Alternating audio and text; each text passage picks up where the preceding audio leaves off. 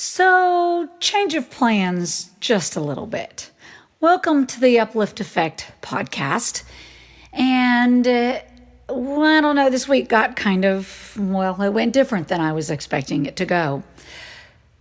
I'm talking to you on Thursday, January 28th, and thankfully maybe ironically, I had on Monday, 3 days ago, decided to go ahead and jumpstart and record this podcast. I had pretty much recorded most all of it. And I have a list of things that I could use as content here to talk about.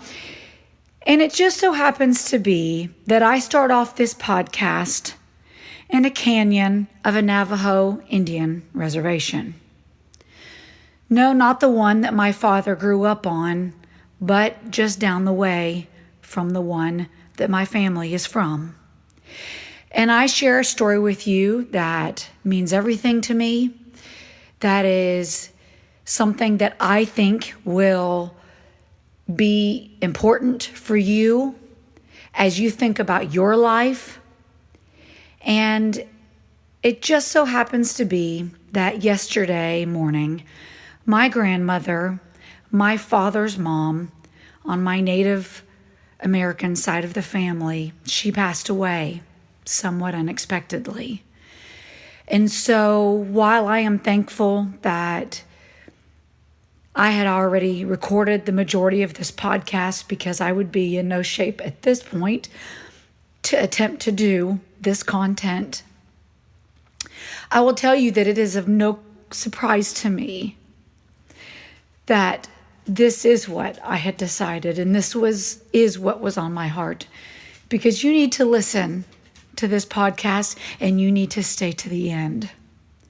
What I found on the canyon walls of the reservation is part of what I'm doing now, is part of what my family is doing today. And you'll also understand where my last name came from, and actually what my last name originally was. So there's a lot here.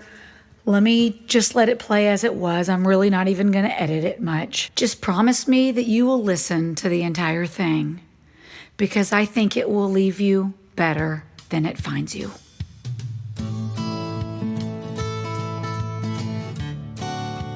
Welcome to the Uplift Effect podcast. Yes, our logo is a V formation. Yes, that was taken on my farm right over my home. And of course, there's a story there, and it's made all the difference in the world, and I cannot wait to tell you about it. But first, my name is Jill. I am the creator of the Uplift Effect.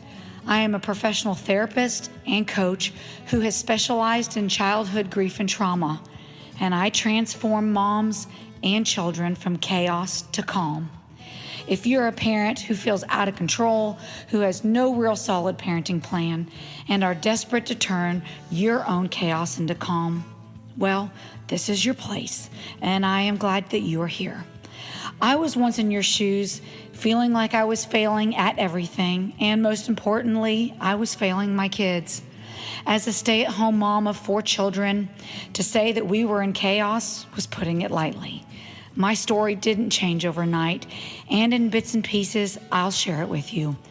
But I used the same techniques that birds intuitively use when they are migrating in their feed formation, by way of community and a plan that's dependent on this little thing called, well, you guessed it, an uplift effect. They endure what would otherwise not be possible, and that's migrating for thousands and thousands of miles. I believe and I know that we can transform ourselves and our children. So when we wake up in the mornings, like I do now, I am incredibly thankful to call what I have now with my 4 children home. And so can you.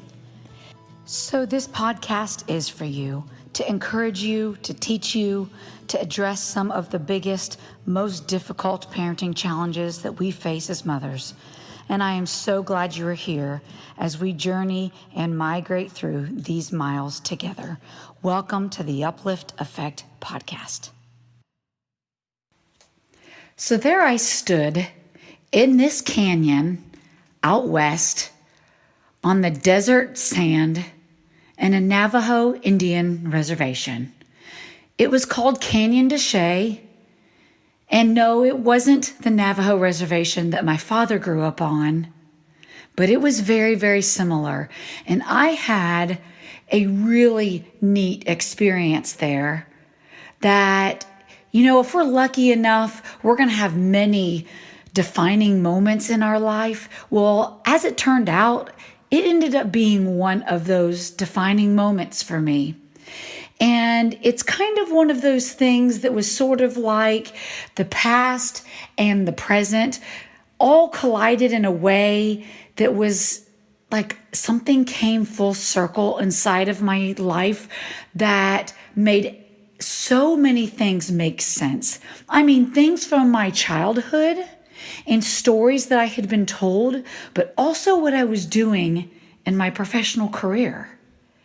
And I want to tell you about it. And the reason that I want to tell you about it is because I want to make a case today to defend a position of why people who are looking for healing need to understand that their healing isn't as far off as they think. They need to hear that their healing is actually so much closer than they ever imagined. So there I am in the desert on this Navajo Indian reservation in this canyon. I had never been there before. Matter of fact, I had never even been on a reservation before.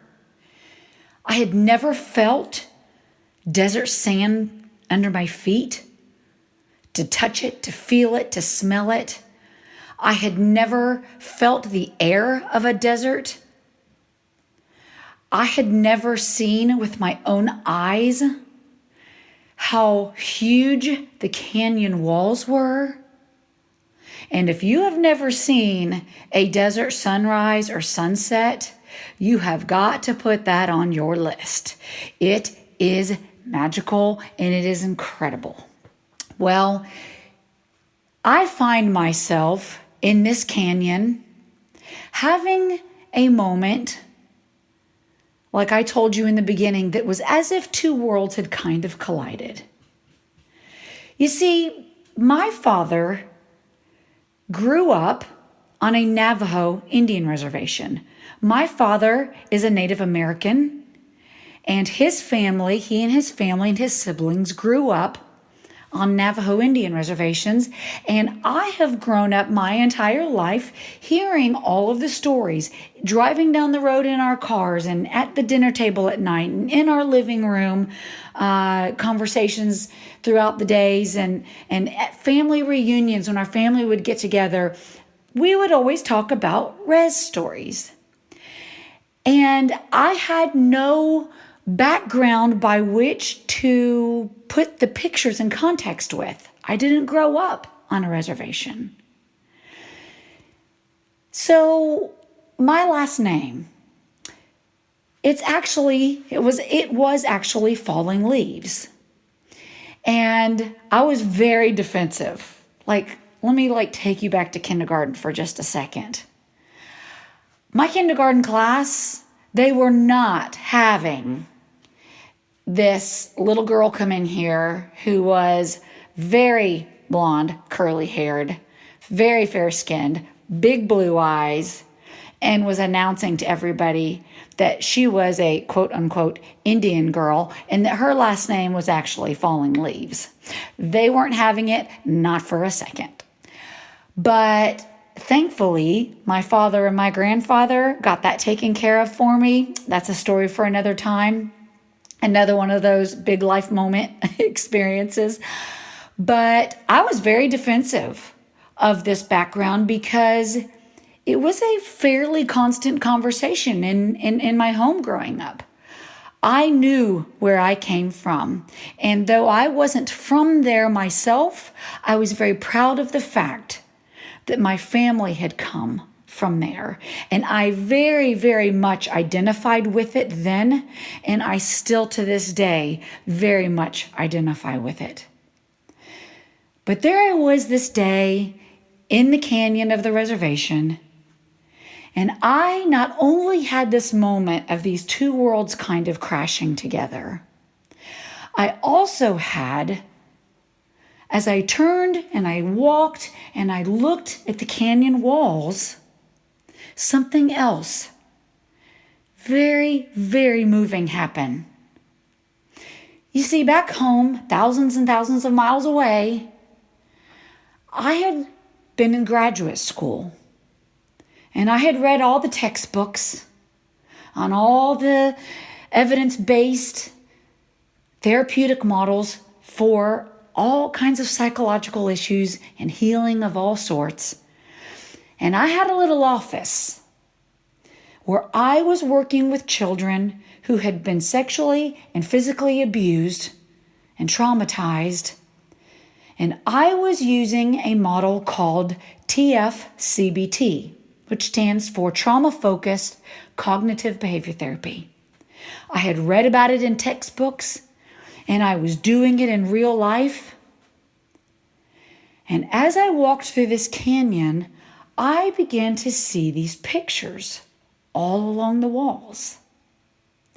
And I asked one of the Navajo natives there about it, and he had pretty good English, and he explained to me that Navajo at that time was only an oral language. There was no written language. And the people were desperate for a way to tell their story. So they would draw them out in pictographs. And I'm sure you've seen those before. There were horses with people on them, and there were births and deaths and illnesses and healings and things that they had conquered, wars and battles that they had been through, how they identified with the animals and how they identified with Mother Nature was all there in pictures. Their handprints were also there.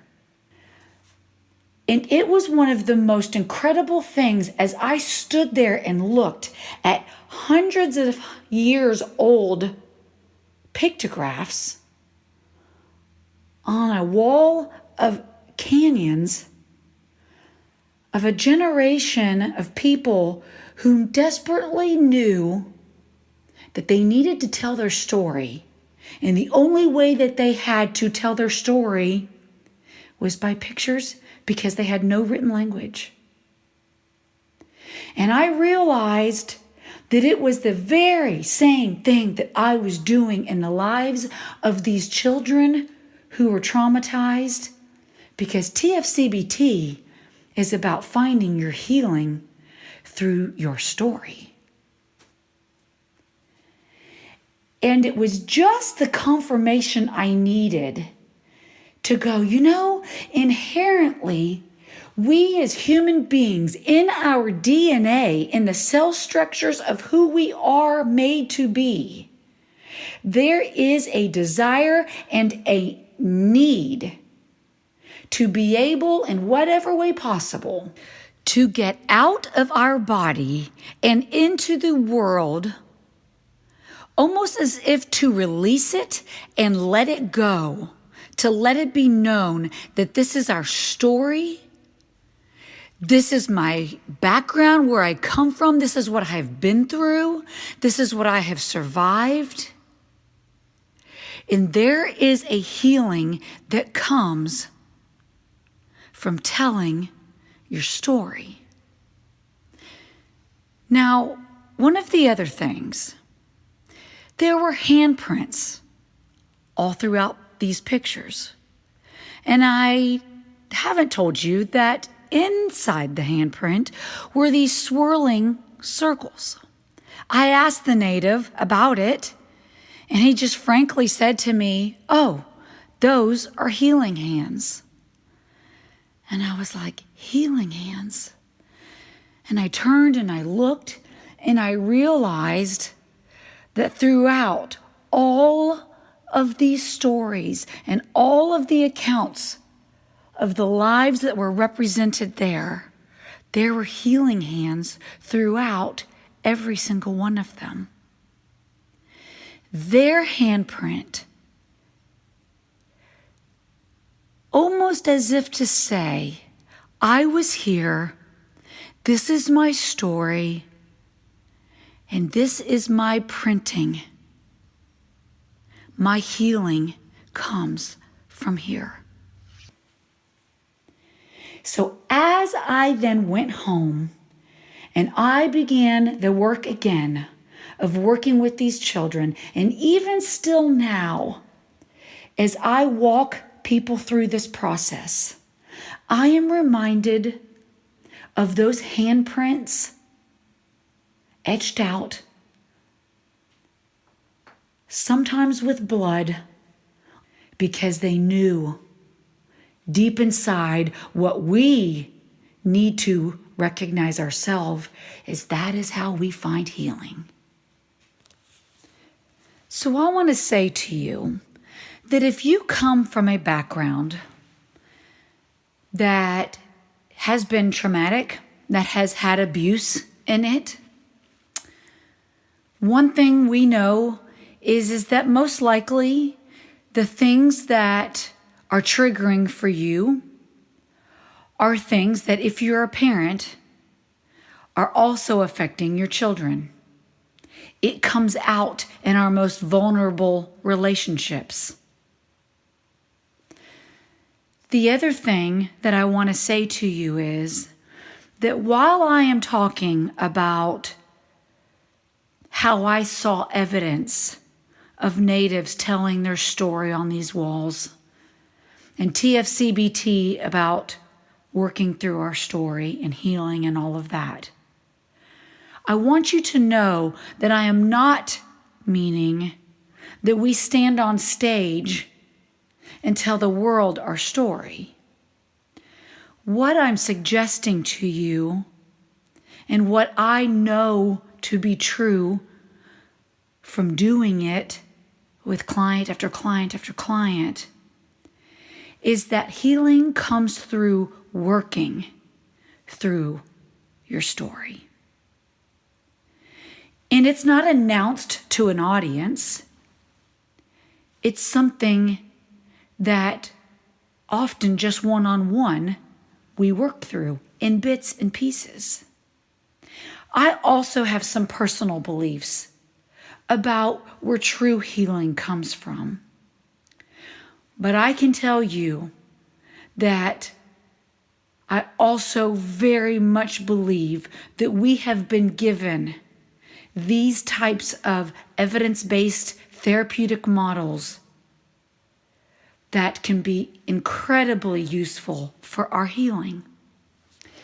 So if some of this resonates with you and your background is one that you feel like probably needs some healing, I want to remind you that there is hope. There's hope in healing.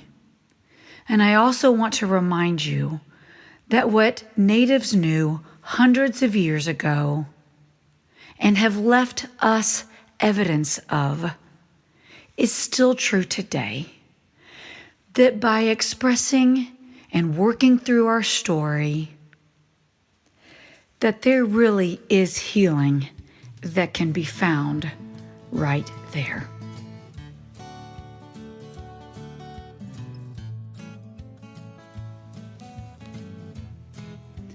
Okay, well, that is it for today. Thank you so very much for listening to the Uplift Effect podcast. If you would like to reach out to me, if you would like more information how to work with me directly, you can contact me through my links on Facebook and Instagram. My name is Jill Falling. That's how you'll find me.